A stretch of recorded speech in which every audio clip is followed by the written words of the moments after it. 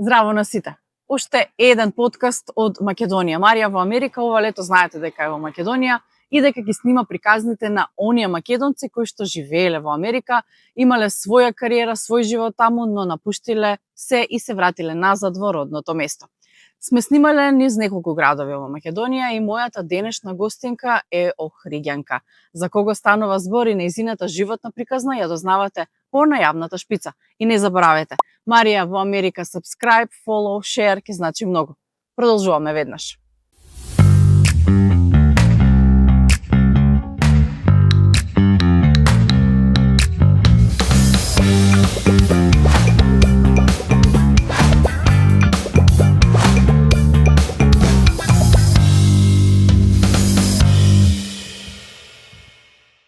И како што реков, мојата денешна гостинка ни доаѓа од Охрид.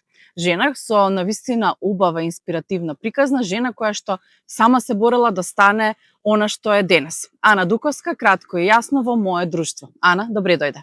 Добре ви најдов, Марија, и ви благодарам на поканата, баш ми е чест.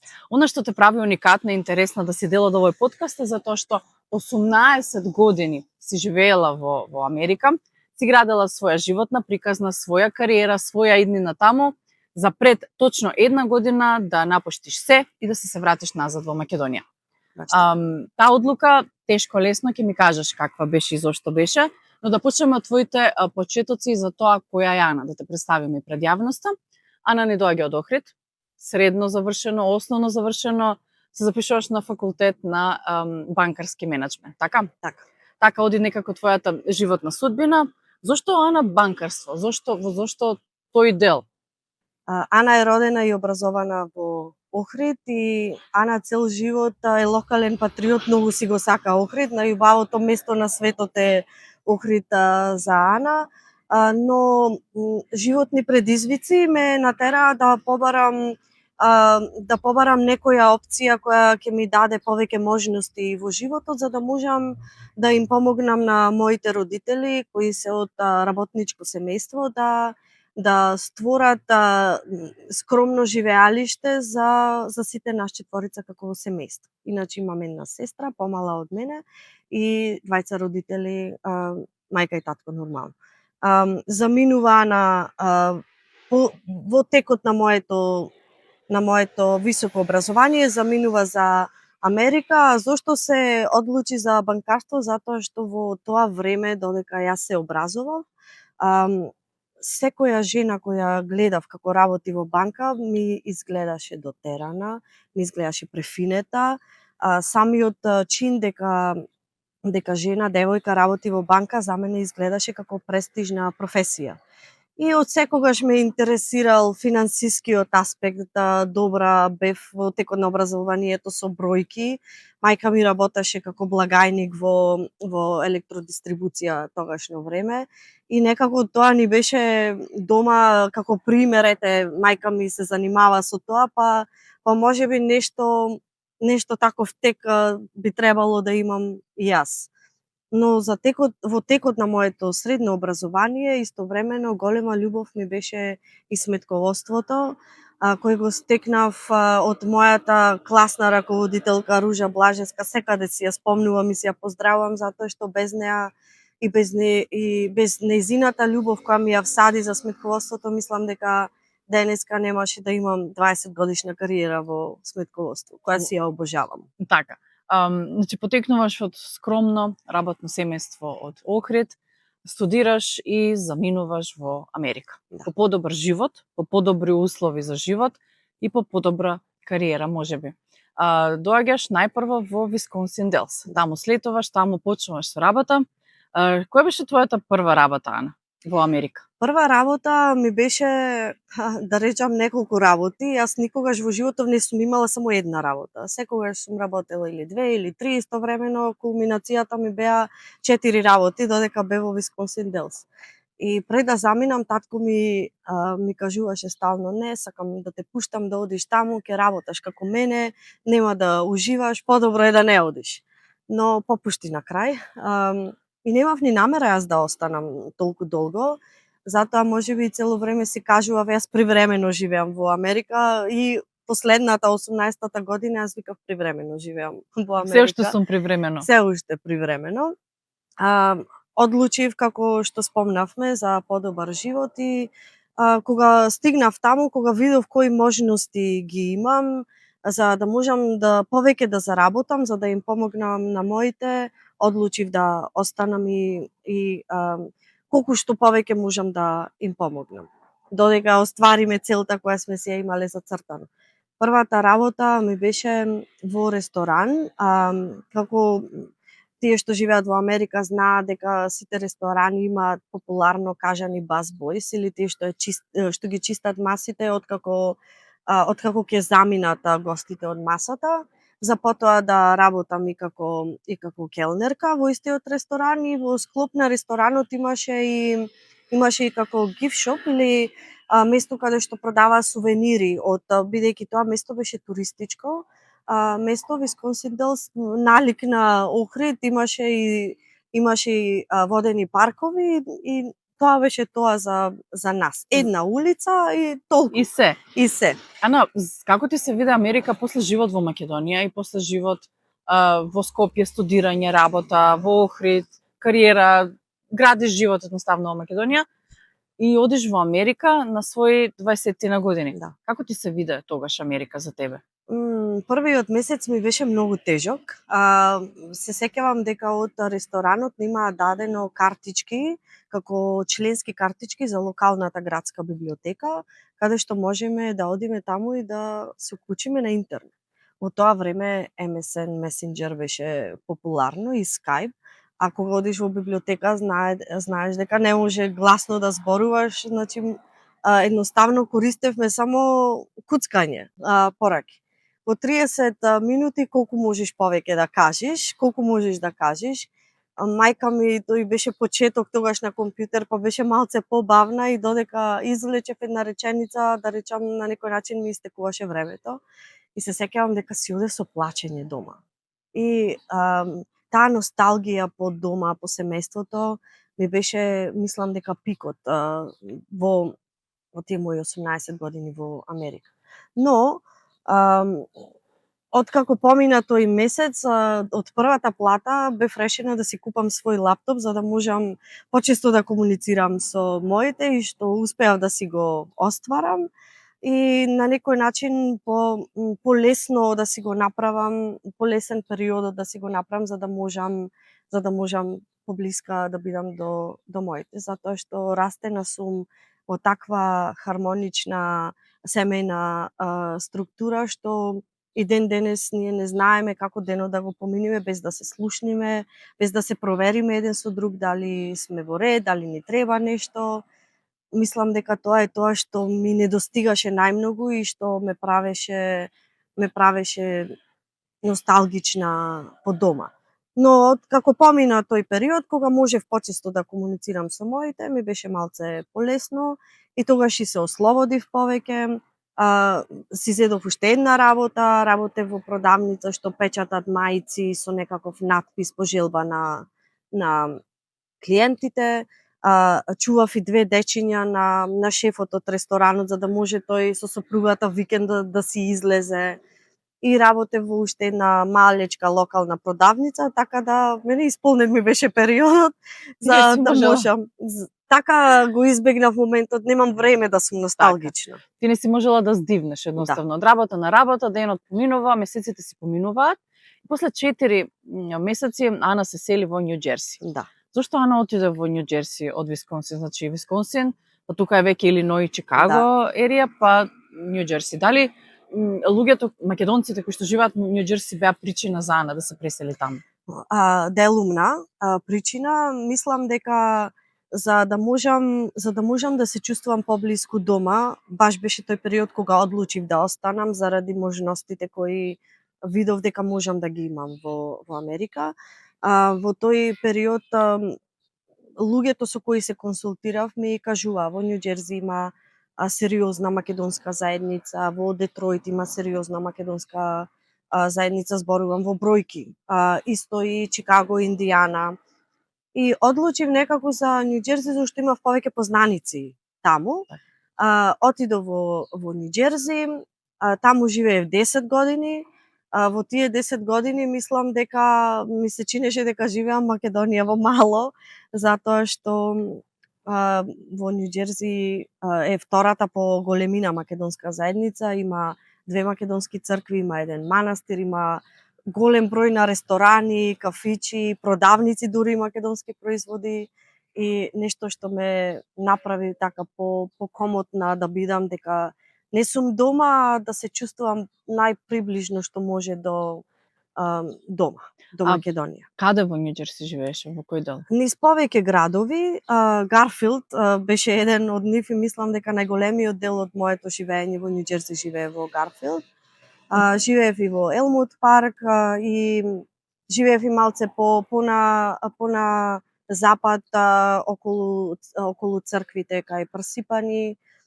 Во таа област каде што се повеќето македонци тука фигурира. Значи да појасниме, Гарфилд е место, градче, населба, да. каде што живеат многу македонци. Најмногу, каде што е цутот на македонштината, каде што има фамилии, дечиња растат, се раѓаат, каде што кога ги споменеш Гарфилд е асоциација на Македонија и на македонци. Да. Ана, се дружевте ли многу? Многу. Каква е заедницата таму за сите оние кои што не знаат? Прилично хомогена заедница, здружени, има доза степен на таа да речам тој македонски синдром, не некој степен како што би сакала јас да речам, како што би очекувала на поддршка, на пружена рака, на помош, но тие се чести исклучоци, мал број исклучоци. Често бев присутна во црквите. Таму дури во манастирот не функционира како класичен манастир, туку се отвара на одредени празници каде што се прават поголеми собири за македонци. Во една од црквите бев и дел од структурата извесно време, заменик секретар, па секретар, и тоа ми отвори можност да организираме и македонски настани во склоп на црквата, заедно со другар кој го сретнав таму сосем случајно, кој е школски другар на сестра ми е и низ растење сум се среќавала и со него. Тој беше дел од сестринската играорна група на мојата од детството и прво прашање ми беше дали има играорна група дали има прво црква па играорна група, па да има, играорна нема. И јас реков, ајде ние да отвориме. Овај муабет разговор беше во ноември 2007, непосредно од како се пресели во Њу Џерси.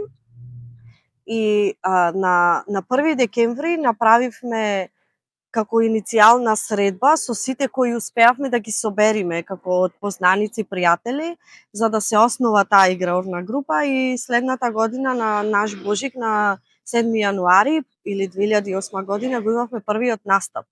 И ние бевме првата и единствена играорна која има возрастни, полнолетни играорци, имавме и малолетни секако, ама преовладувавме полнолетни, бевме атракција. Значи ја направивте првата играорна група за од македонци, полнолетни, и тоа не е многу често појава да се види из Америка тоа време. Сега веќе некако по секој дел каде што има многу македонци, сликата е поразлична. Еве и во Чикаго има играорна група, иако се малолетни и мали, сепак тоа некако личи на играорна група која што ја представува македонската традиција, игра и музика, но уште одлична слика било тоа да се види како македонци полнолетни играле оро и верувам дека сте биле атракција затоа што на американците и tekako им е тоа ново и интересно и сакаат да ги гледаат тие наши песни и ора и многу често прашуваат и за носиите и за тоа како сме дошле до такви носи и зошто носиме такви носи. Така што сигурна сум дека се соочила со многу позитивни критики во врска со тоа. Апсолутно, да, се согласувам со се што кажавте. Интересен момент е тоа што има доста играорни групи низ цела Америка, вообичаено се формираат околу црковните заедници, но претежно се за дечиња кои се, да речам, поголемиот дел родени во Америка, па на некој начин ги запознаваме со културата и традициите од Македонија за да знаат од каде потекнуваат нивните родители. Точно, да. така што тоа е баш дел еден кој се во склоп на неделното школо, каде што учат и македонски јазик, каде што учат и за веронаука. Но ние бевме малце поразлични затоа што ние не ги учевме ората кои се основните, туку ние учевме директно кореографии. Значи професионално игравме, не можам ни да речам професионално зашто ние не бевме професионалци. Ама пак тоа Ама на професионално ниво. Така. Каде се настапувавте со игралната група? Особено низ црквите, претежно низ црквите, бевме гости на 35 годишнина од црквата во Чикаго, поканети како возрастна група.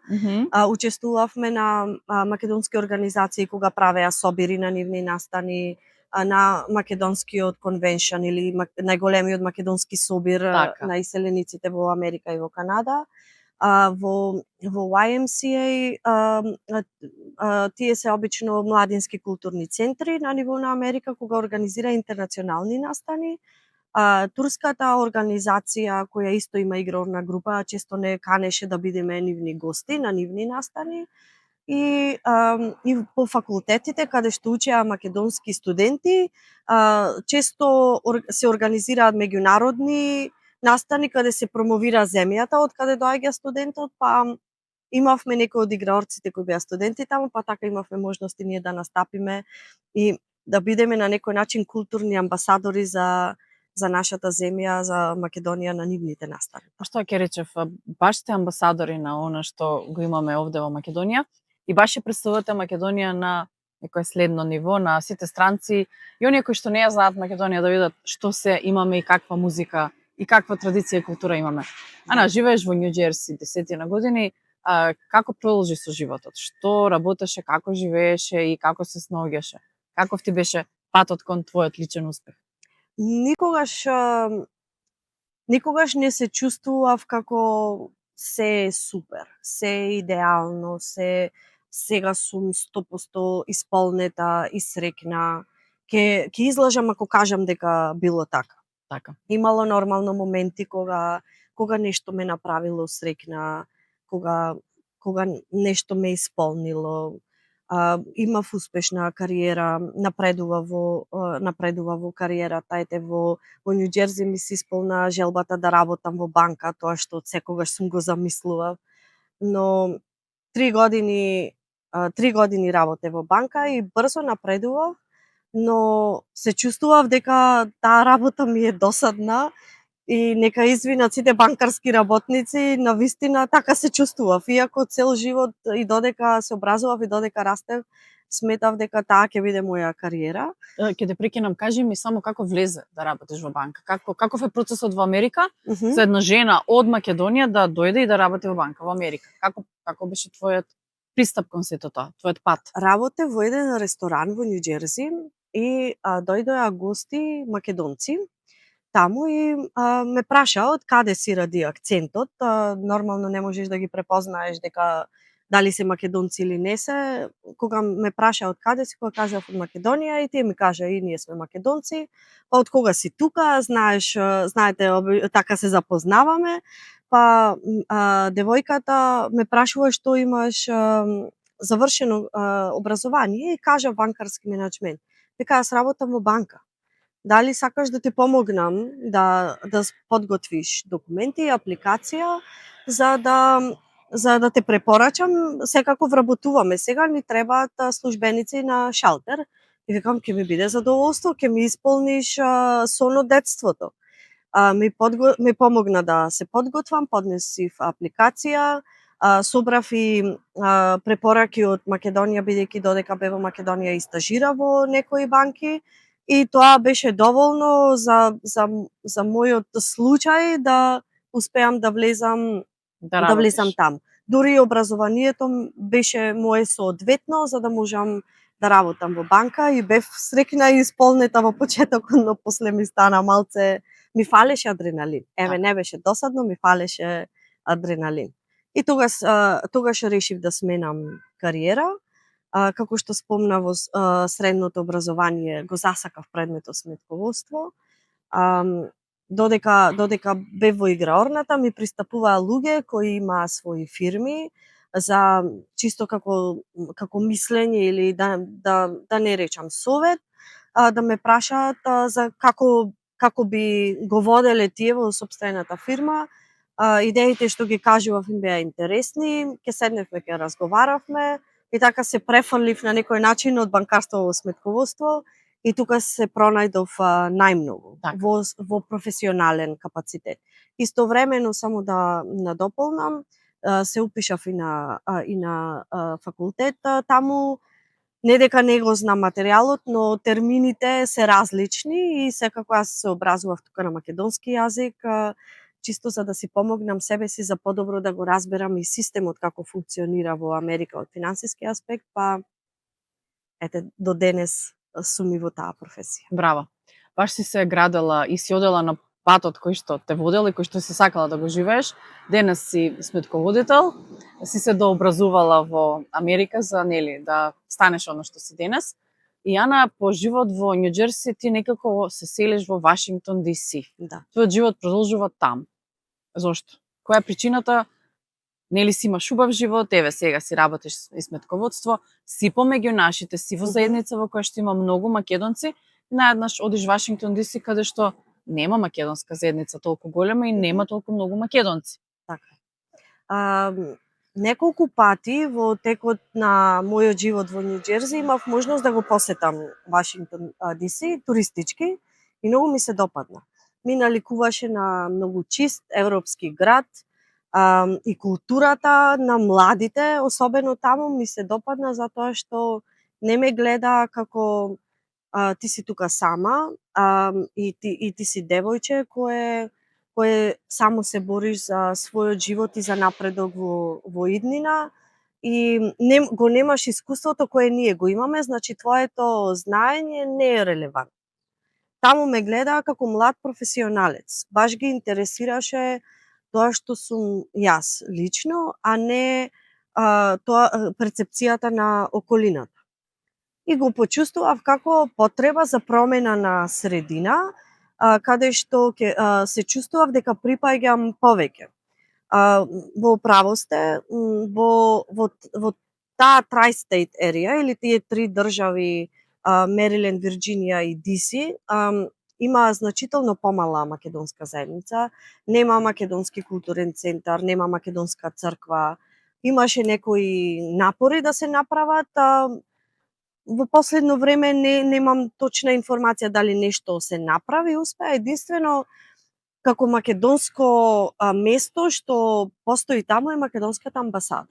Значи толку. Нема ништо повеќе од тоа и претежно македонските настани таму се организираа во амбасадата, но повторно ќе кажам, самата перцепција на таа заедница, околу 200 семејства живеат во таа област, беше многу поинаква за начинот на кој што перцепираат секој нов што ќе дојде тука, него Њу Џерси.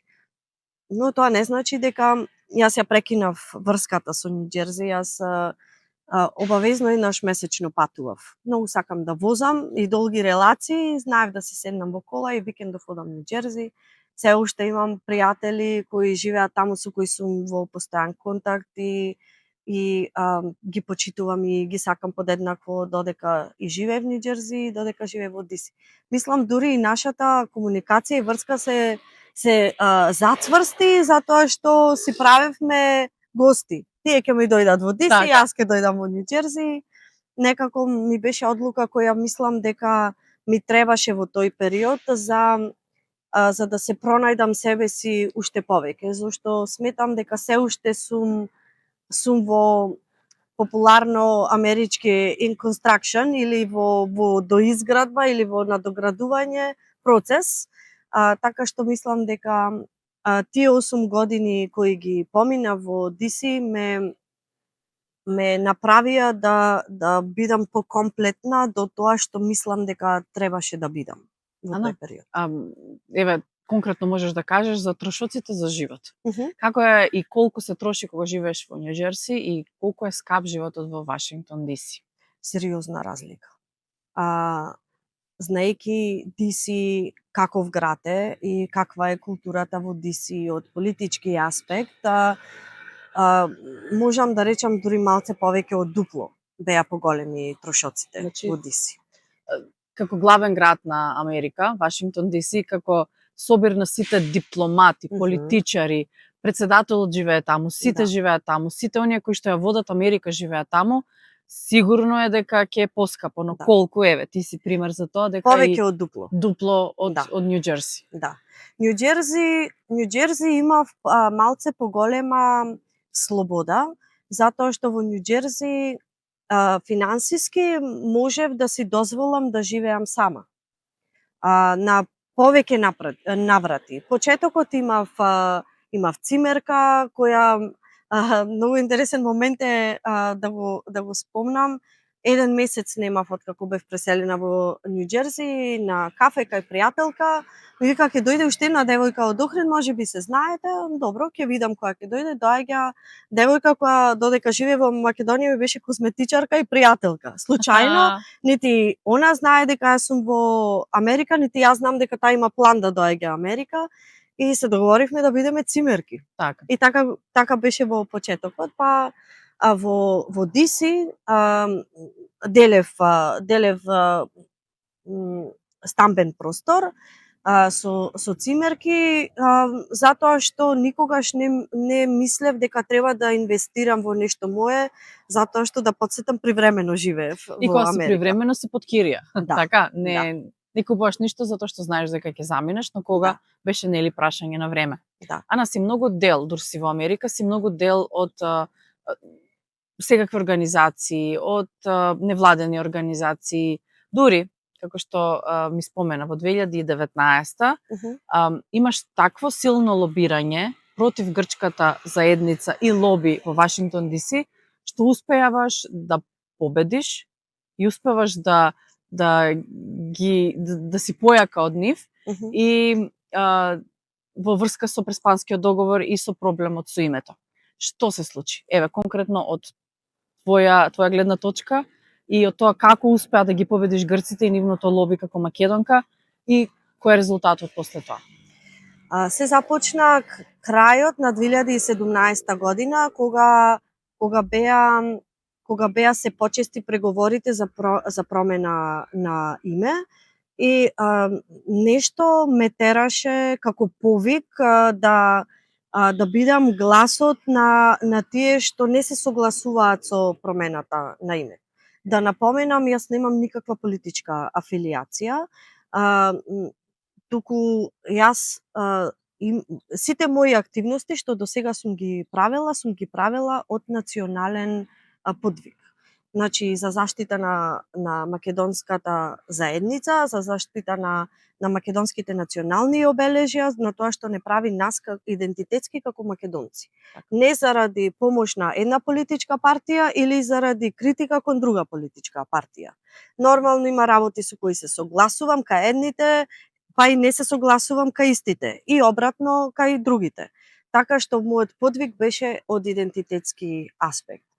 Не се согласував со промена за името затоа што сметав дека кога светот или 137 земји од светот имаат со Македонија билатерален договор и ја признаваат Македонија како Република Македонија, не треба да се попушти кон една држава која не го признава нашето име заради територија во државата која им се вика Македонија. А знаеме сите како е тоа име ставено таму само само за да се оспори суверенитетот на друга држава, на нашата во случај.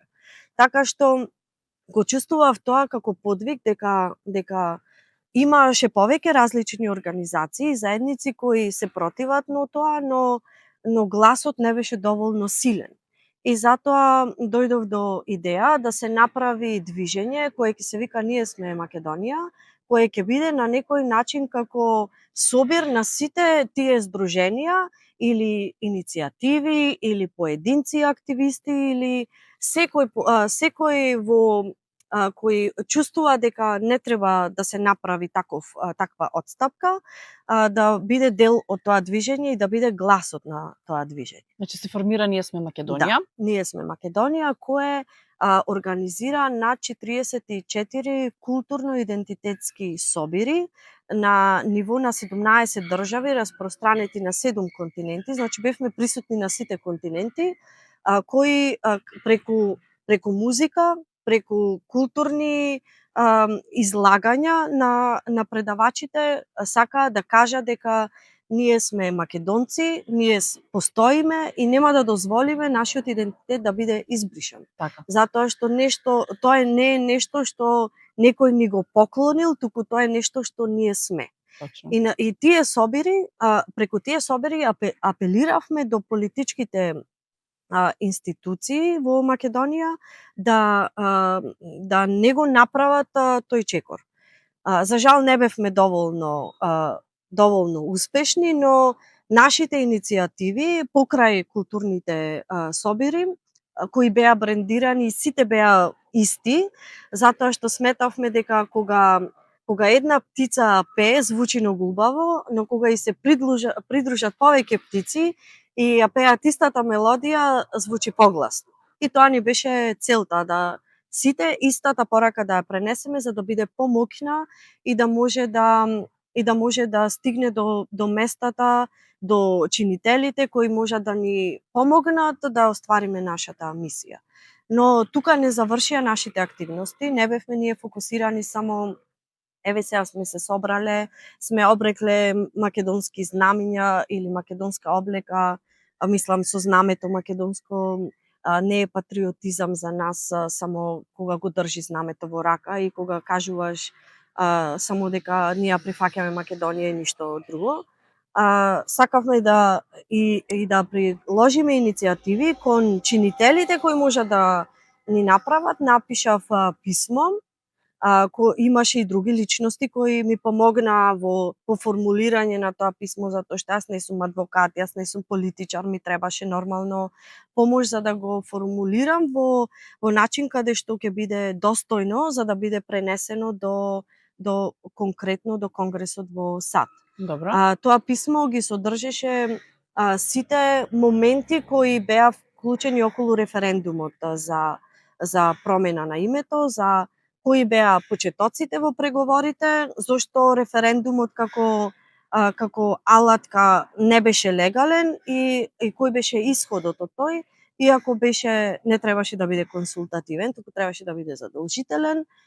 Иако беше консултативен, не беше прифатен, поточно пропадна референдумот, не беше признат како целисходен за процесот и сепак беше со некој степен на сила наметната промената на името и не би сакала да навлегувам во политичките елементи кои служеа потака. Исходот е тој, дека беше сменато името со сила. Тоа е моја перцепција, морам да кажам дека не застапувам ничие мислење освен своето. Во тој процес, со тоа писмо, одев од врата до врата на избрани републикански конгресмени кои беа во екипата на тогашниот и сегашен председател, затоа што сметав дека тие се тие што можат да ја направат промената и успеав да не обезбедам доволна поддршка за другата страна да може да го пренесе во наредното конституирање на собранието, така што им пропадна обидот за да има формална поддршка на Америка за Преспанскиот договор. Така што да разјасниме дека Америка не го поддржува Преспанскиот договор? Формално. Кој стои позади сето тоа, да не се поддржува формално Преспанскиот договор?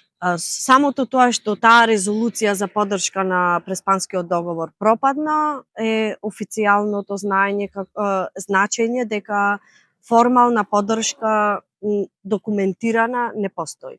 Но тоа не значи дека американската гарнитура и претходната и сегашната не го користи новото име, нели откако се смена името, Македонија стана членка на НАТО, не се исполна целосниот договор, не сме се уште членка во Европска унија, се уште притисокот е врз Македонија за да прави дополнителни промени за да добие влез во Европска унија, што сметам дека е погрешно, но повторно ќе кажам тоа е само моје мислење. Така, секој има право на мислење. Апсолутно. И кажи ми, со што се соочи при таа борба за да се сретнеш со тие конгресмени, да им тропнеш на врата, зашто тоа не е лесно. Не е лесно да се дојде до нив. Едноставно не е лесно да дознаеш каде се, не пак да стигнеш до нив.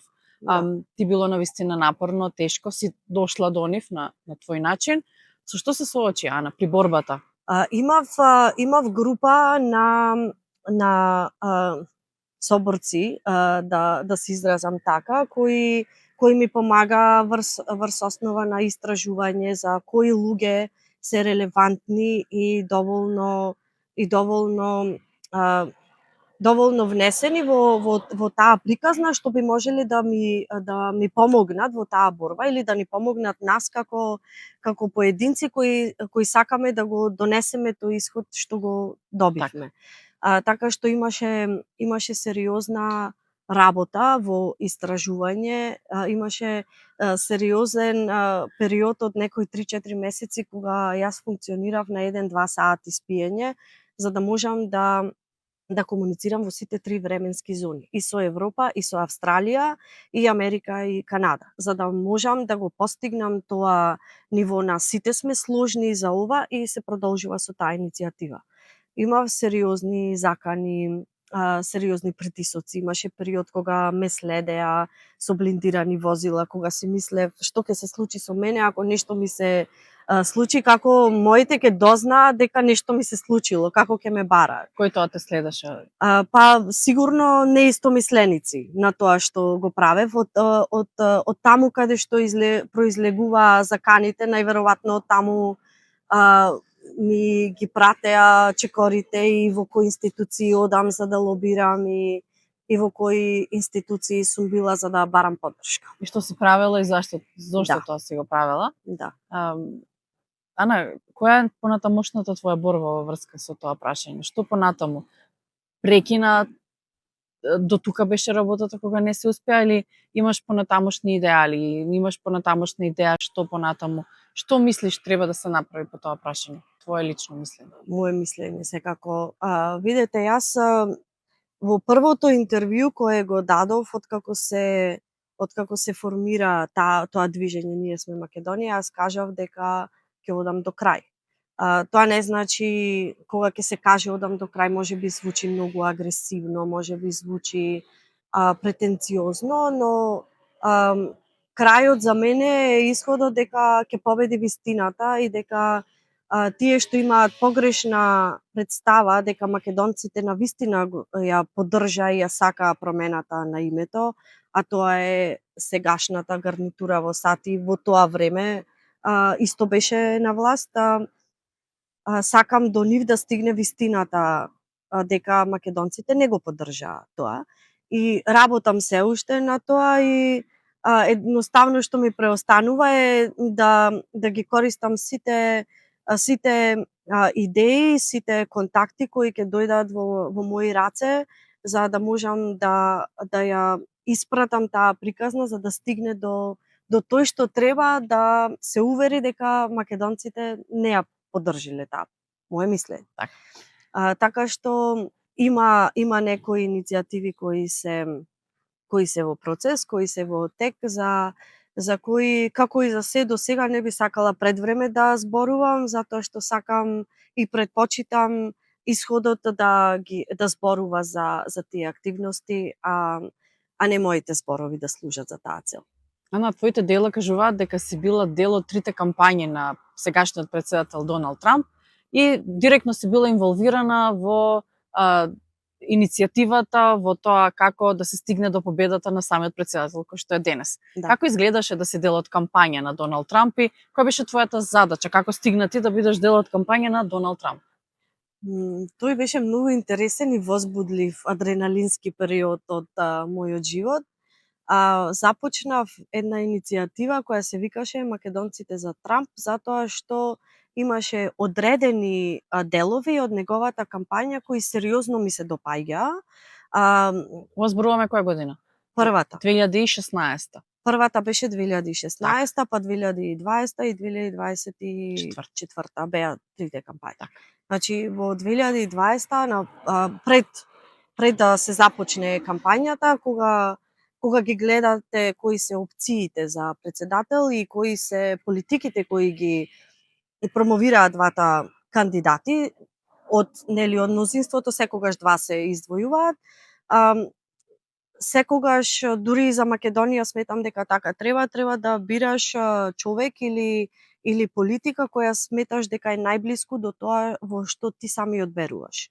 Така што спрема мене конзервативното, традиционалното, нормалното беше нешто што преовладуваше во кампањата на тој председател, а неговиот опонент ми беше повеќе конспиративен и повеќе кон некоја пропаганда со која јас лично не се согласував и не ми се допаѓаше, која сметав дека напротив оди кон штета на општеството во целина на глобално ниво, затоа што сите знаеме дека Америка на некој начин ја диктира политиката и према Европа и останатите континенти.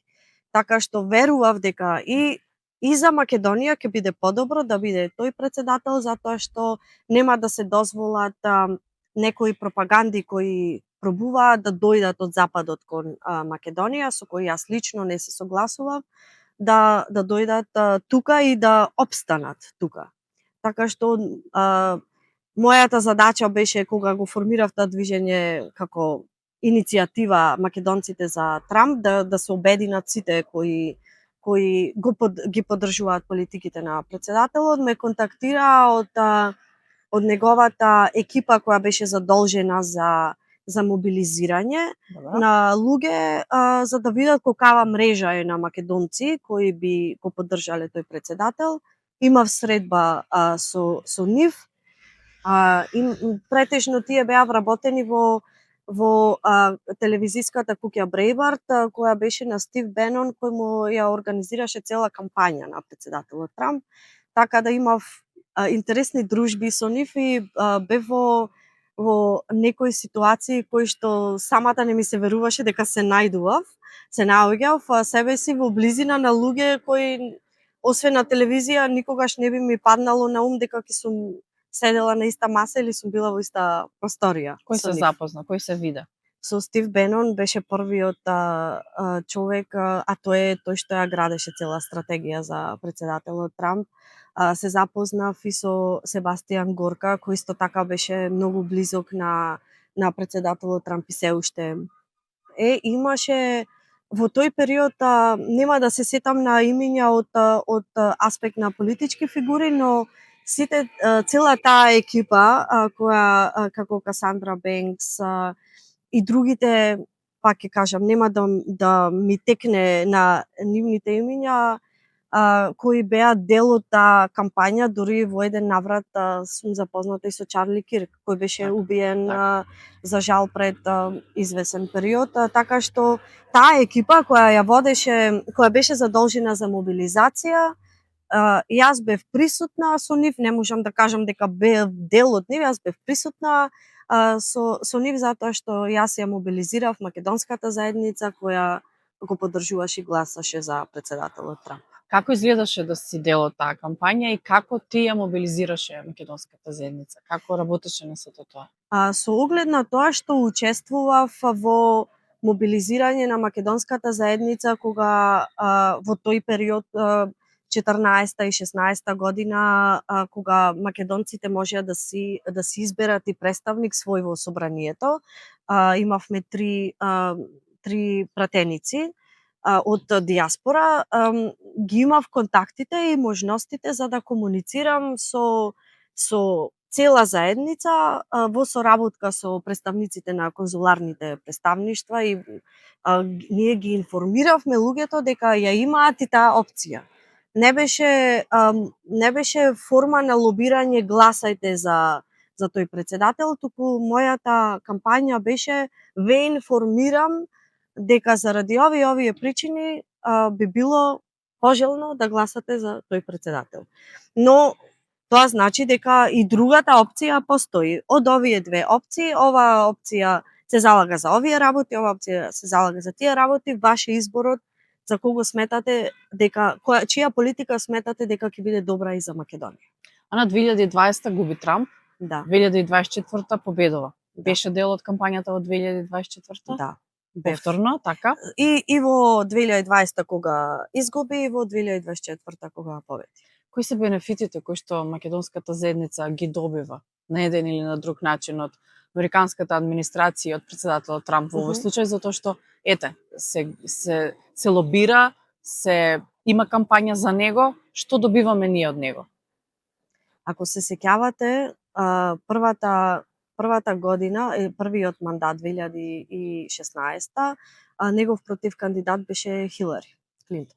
Во таа кампања имаше еден дел каде што македонци од Велес креирале лажни портали кои фактички ги набедиле луѓето дека треба да гласаат за председателот Трамп. Дури имаше видеа во наврати каде што противничката Клинтон кажуваше дека некои македонци во Македонија тие се кривите зошто јас изгубив, Трамп победи. Тоа беше стварно многу интересно затоа што не ми се веруваше толку мала земја како Македонија да има толкаво влијание. Мислам, тоа беше нормално, кој што губи мора да покаже некаде прстот каде е кривецот. Но следната година кога изгуби председателот Трамп беше недоволна информираност од аспект на немаше толку многу заинтересираност за учество во тие избори и тогаш бидејќи беше од власт па во опозиција, секако ако ги следите и неговите изјави сега се посочува кон мешање во изборите, па можеби има нерегуларности, зашто не би сакала да навлегувам. Не сум ни политичар, нити сум инволвирана во таа ситуација, но се смета дека заради такви причини има изгубено, а за следната година или 24-та кога победи имаше сериозна заинтересираност за промена. Со тоа што еден месец после изборите, после победата на председателот или после превземање на власта, во февруари месец, крајот на февруари, во DC се одржа еден настан кој традиционално се одржува веќе 12 години, собир на американски конзервативни политичари, каде што се собираат и конзервативни политичари од цел свет. На таа конференција за прв пат минатата година се обрати сегашниот премиер на Македонија. До сега немало таков случај и тука ги гледаме придобивките кои како македонци ги имаме, затоа што не велам дека нашите активности придонесле за некој да слушни за нас, но лицата кои се поставени на позиции кои работат за Македонија надвор од Македонија придонеле кон ширење на нештата кои што Македонија ги има како квалитет за да може да се привлече внимание кон нас. Значи придобивките се можеби мали, незначителни, но сепак големи во еден или друг начин. Со оглед на тоа што до сега сме немале некое право, сега го имаме тоа право. Да. Нема право на говор, сега го добиваме тоа право. Мислиш ли дека со понатамошни лобирања, со понатамошни кампањи за македонците во Вашингтон DC, во Америка, може да се смени погледот кон Македонија и нашата политичка приказна и целиот поглед на тие проблеми кои што ги имаме со името, идентитетот, со историјата и сите тие работи кои што ни се пречка за да одиме понатаму? Да бидам искрена, одбивам да верувам дека ова е крајно, дека промената на името не може да има обратен процес. Не може да се промени. Да. Одбивам да верувам во тоа. Сакам да верувам дека вистината еден ден ќе дојде на видење. Како што спомна во февруари бев на тој настан и бев со цел да ја запознам една жена која се вика Кимберли Флечер. Кимберли Флечер е председателка на најмасовното женско конзервативно традиционално движење во Америка, која брои над 500.000 активни членки. кој се вика Мајките за Америка. Тоа движење во победничкиот говор на претседателот Трамп беше именувано како едно од најзаслужните за неговата победа. Дури и самиот кажа, сите ме портретираат како некој што е противник на жените, а жените мене ми ја дадоа победата, ми ја овозможија победата. Така што ја запознав госпоѓа Флечер, имавме можност да разговараме околу 1 час, најдовме многу заеднички точки и кои подоцна придонесоа до тоа што на моја иницијатива и на моја идеја движењето Мајките за Америка се шири во интернационални размери. Моето движење Јас сум жена е носител на поглавието во Мајките за слободата во светот, Мајките за Македонија. И минатата година во октомври месец госпоѓа Кимберли Флечер ми беше гостинка на мојата 4-та глобална женска лидерска конференција, каде што размена искуство и запозна со што се соочуваат жените и мајките во Македонија, а која истовремено е позиционирана со сериозен персонал околу претседателот, вклучувајќи ги шефицата на неговиот кабинет, вклучувајќи ја потпаролката и други. Така што сметам дека го имаме вистинскиот линк преку кој би можеле да направиме некој уште еден обид или еден обид повторно за да стигне вистината до претседател. Вистината е како шило, Да. порано или подоцна ќе стигне. Да, Но твоето здружение Јас сум жена постои веќе 4 години, така? 4 години. Зашто се залага на ова здружение? Што е поентата на здружението? Како што спомнав, уште од формирањето на Ние сме Македонија, некако сите иницијативи навака ми се идентитетски и во период кога имаше сериозна идентитетска закана на нормалните идентитетски идентификувања, ајде да кажам, физички идентификувања, сметав дека треба да се исправи дефиницијата на што значи тоа да си жена. За да не можат некои кои природно не се жени да го злоупотребат тој назив или себе си да се наречат жени, а природно не се жени.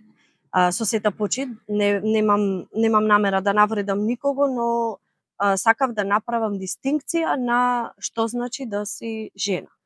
Од еден аспект и затоа и движењето или здружението сега се вика Јас сум жена.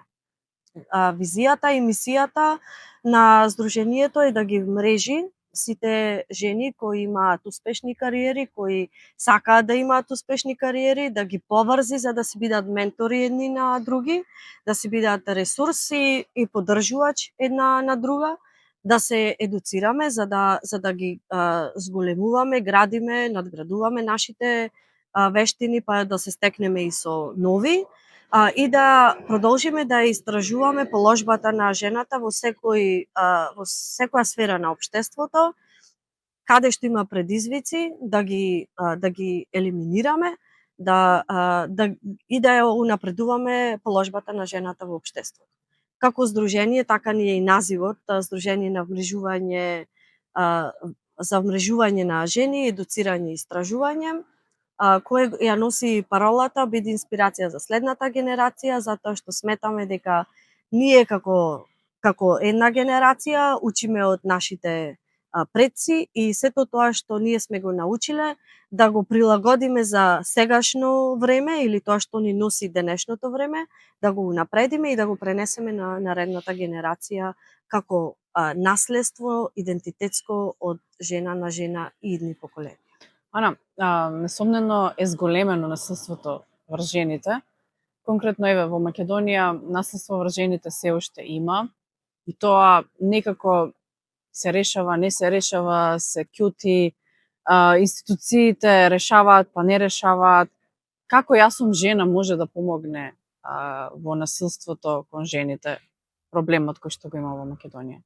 Затоа што жените мислам дека немаат многу миноднифи кај да се обратат, молчат и се кријат за тоа што се осудени од општеството, се плашат, наидуваат на затворени врати, Не секој пример и случај е таков, има случаеви кај што се помогнало, но многу случаеви завршуваат и погубно, лошо.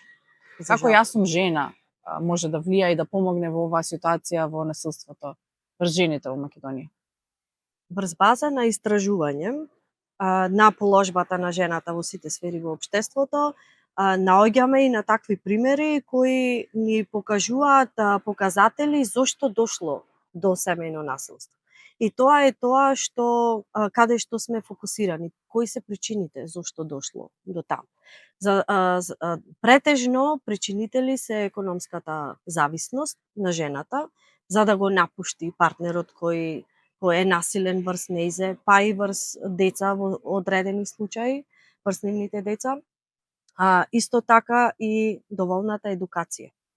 Затоа ние сме фокусирани да ги доедуцираме жените, да им помогнеме да се едуцираат, да им помогнеме финансиски да се едуцираат за да можат да бидат понезависни. Кога ќе им ги дадеме тие вештини на нив, ја добиваат и храброста за да излезат од таква заедница, а истовремено и да можат да продолжат својот живот без никакви пречки понатака. Значи само економскиот фактор е најголем? Не секогаш, но во најголемиот случај е пресуден. Економскиот фактор за една жена да напушти таква средина. Кои се другите причинители? Како што кажав, значи нема каде да оди од аспект на да се врати, да речам, кај незините родители. Осудувањето од општеството е исто така голем причинител, но повторно ќе кажам, економскиот фактор или дали нема работа или нема финансии издржувана од сопругот или сопругот сака да ја направи зависна од него, па се тргнува од тоа, ти биди дома и грижи се за домот и за децата, а јас ќе работам и ќе придонесувам за семејството финансиски, и доаѓа до тоа да жената зависи од финансиите кои мажот ќе ги отстапи на располагање за да може да го обавува домот, а истовремено и себе си да си ја пружа грижата која и треба, така, која е потреба. А како председателка на Сдруженијето Јас сум жена, имам учествувано на бројни трибини за оваа тема и сум често гласноговорник дека насушно ни се потребни промени. На последната трибина тоа го нагласив дека ни треба една точка на центар, една точка каде што жената нема да чувствува страв дека ќе влезе внатре, ќе ја каже својата приказна и самиот тој центар ќе ги превземе сите активности за да ја заштити таа жена. Ко мрежа, ќе се поврзе со сите институции. И полиција, и здравство, така. И секако психолошка и физичка како здравствена поддршка на таа жена, па и моментално, да речам, скривалиште или стамбено решение каде што ќе може таа жена додека се осамостали да функционира. Да. Ана, очигледно дека искуството и животот во Америка го преточуваш овде во Македонија, пред точно година дена си вратена назад. Да. Како се одлучи на таков чекор да напуштиш се во Америка, односно твојот живот во Вашингтон DC тогаш, и да се вратиш назад?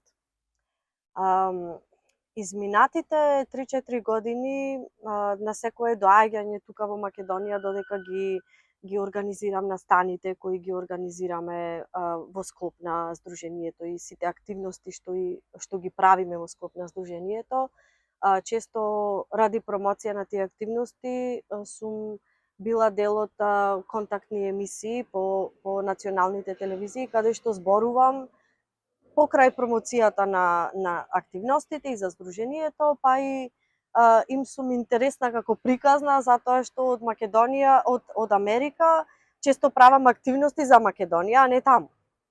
И во неколку наврати, кога ме прашале дали Ана ќе се врати дома, сум кажувала, нели Ана привремено живее во Америка и Ана има намера да се врати дома, чекам само погоден момент. Бев подготвена уште пред 3-4 години за да се вратам дома, но за жал ковидот направи еден таков хаос во администрацијата што тешко ми беше за да дојдам до државјанството од временски аспект, за да можам со државјанство да се вратам дома. Не сакав да се вратам без тој процес да си го обезбедам на себе си. Затоа што 18 години кои ги вложи во Америка, сакав да имам, да речам, еден спомен од тоа. Врската не ми е прекината со Америка, се уште јас работам и за американска фирма од дома, но и соработувам и со институции, невладини организации во Македонија, имаме и соработи и на приватен и на професионален капацитет. Планирам и да ја посетам туристички во места кои додека живеев таму не успеав да ги посетам, но одлуката ми беше многу лесна, само што чекав да се заврши тој процес за да можам да се вратам дома. Зошто се врати? Зошто сакаше да си дојдеш назад дома во Македонија? Што ти фалеше во Америка?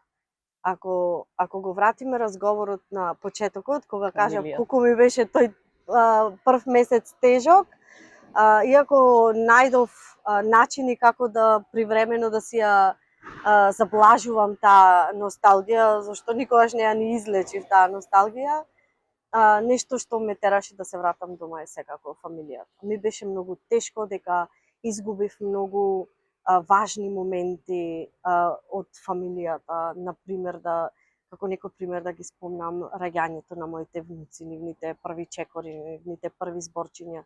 Иако ностоп ги гледав на камера и знаеа која е тете, јас знам кои се тие, не е исто како да си физички присутен во нивниот живот тука.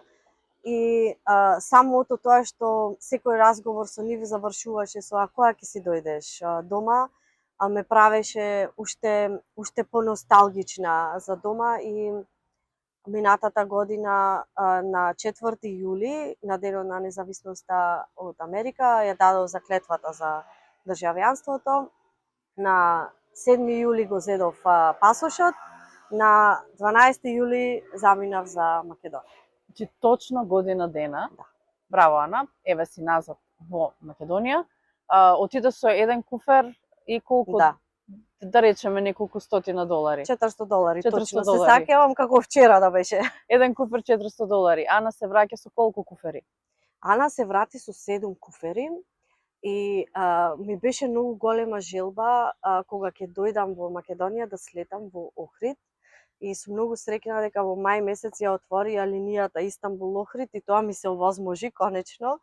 Така што се частив за мојот роден ден на 13 јули, карта во еден правец за Македонија да слетам во Охрид. Во Охрид си дојде овде.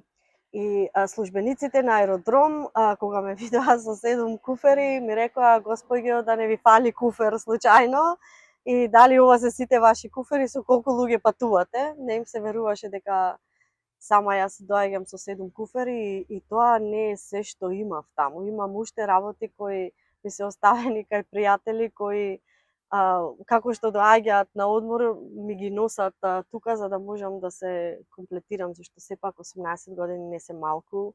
Јас имав живот таму, јас не бев како еден студент кој може куфер од цалишта да си го однесе дома, да си ги испери и да се врати назад со истите. Јас буквално живеев, имав по кукнина цела.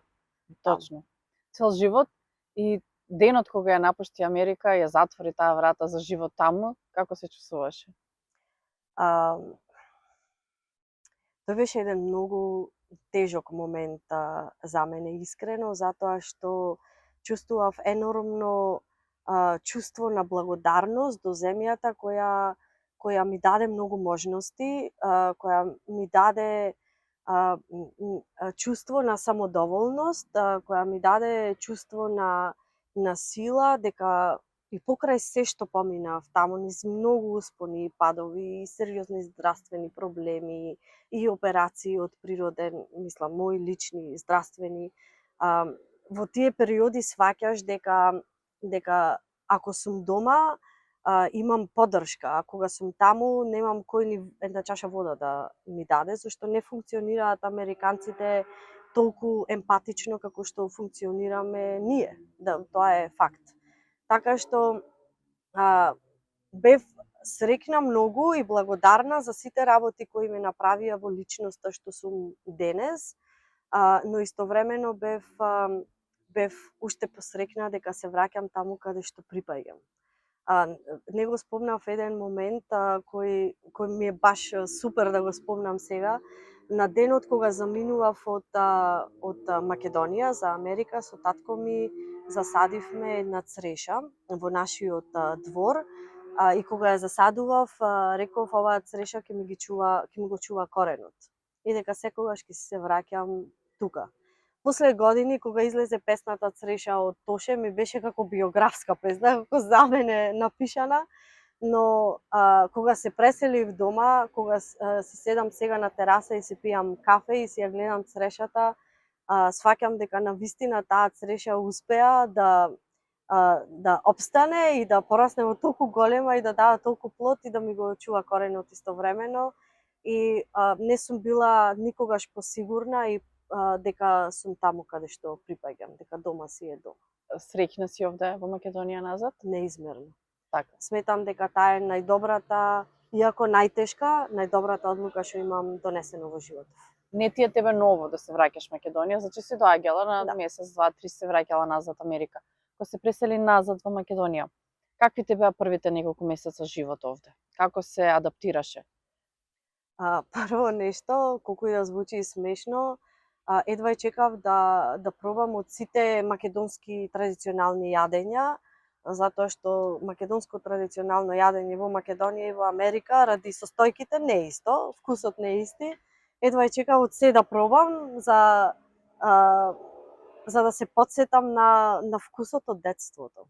Од дома, Од домашниот вкус. Да, сите мириси, сите вкусови, сите тие сетила ми беа не знам, чувство што не може да се опише, затоа што тоа ниво на среќа што го чувствува во тој почеток ми даваше само уште поголемо како верификација на одлуката дека добра одлука донесов и дека тука припаѓам. Не припаѓам каде што бев претходните 18 години. Сега сум на некое чувство, има една реченица од една позната писателка која вика диаспора блуз се вика. Тука се чувствувам како тука сум дома, а не сум дома, зашто сум странец во странска земја, а дома сум странец во земја каде што сум била. Така што не можам да кажам дека сум прифатена од сите како вратена назад, затоа што често се судрувам со коментарите што ти текна да се вратиш дома.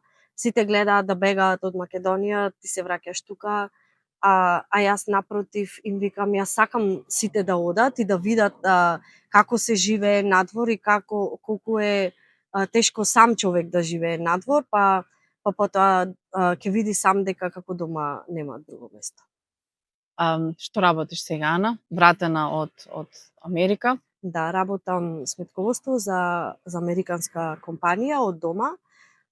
И мислам дека уште пред да се заминам, тоа ми беше целта да обезбедам работа која ќе можам од тука да ја работам. Значи, сама си ги створив условите за да можам да функционирам исто и од тука како што сум функционирала во Америка. Не се вратив за да бидам на државен товар, за да работам во државна администрација, туку се вратив да работам во приватна фирма, во американска фирма и остатокот од слободното време да наоѓам начини како можам да ја помогнам на татковината. Ана се врати сама, без сопруг, дечко, љубов. Дојде овде и ја запозна љубовта на твојот живот? Така некако му доаѓа? Па не баш, ние се запознавме мај месец 2024 година, кога дојдов во тек на кампањата на сегашната председателка Гордана Силјановска-Давкова, и баш во тој период го запознав мојот вереник. Заедно живееме откако сум дојдена во Македонија и отпред месеци нешто и на некој начин ја официјализиравме нашата врска, па сега сме во подготовка за свадба за следната година, здравје Боже. Значи приватно реализирана. Сопругот, мислам, вереникот, Мгм. не сакаше да живее Америка, да се вратите назад таму?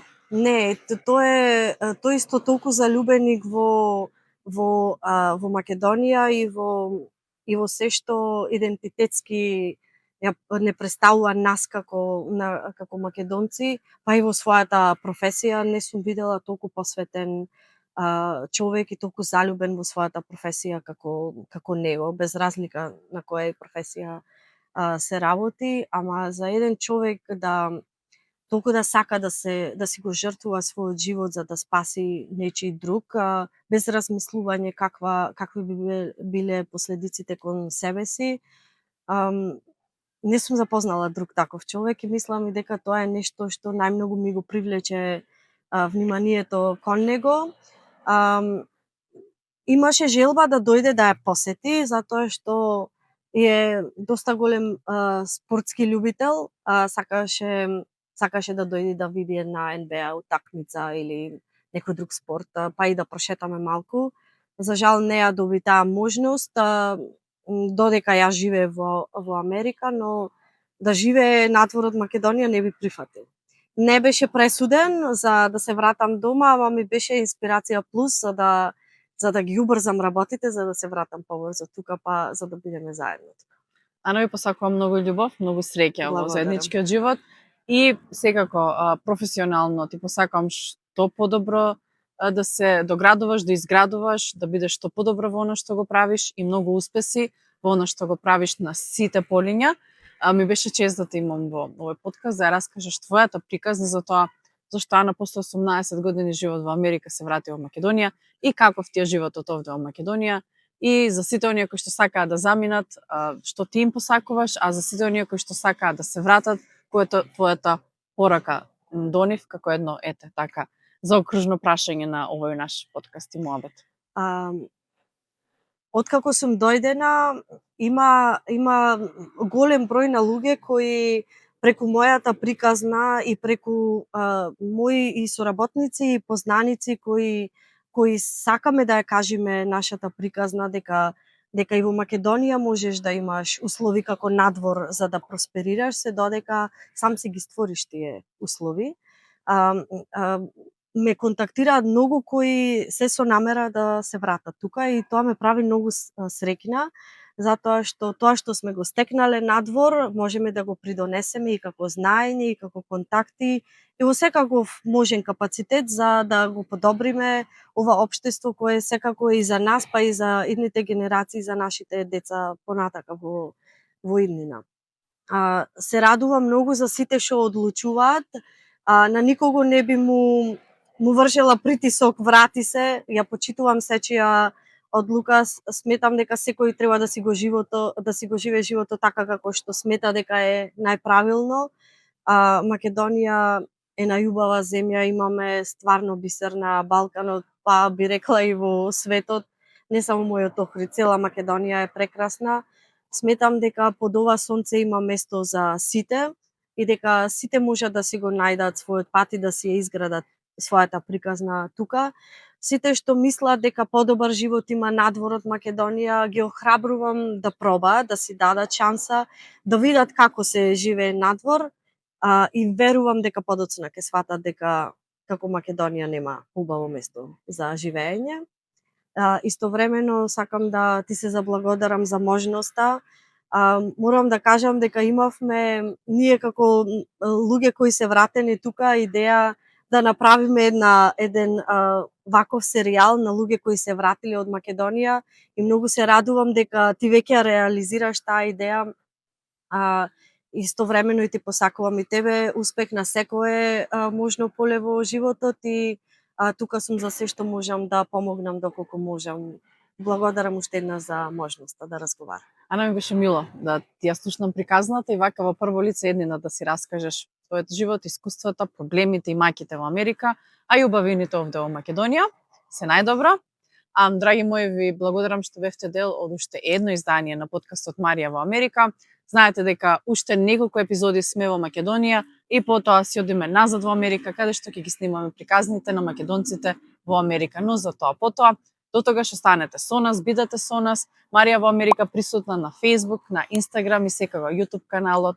Лайк, subscribe и share. Чао, до следната среда.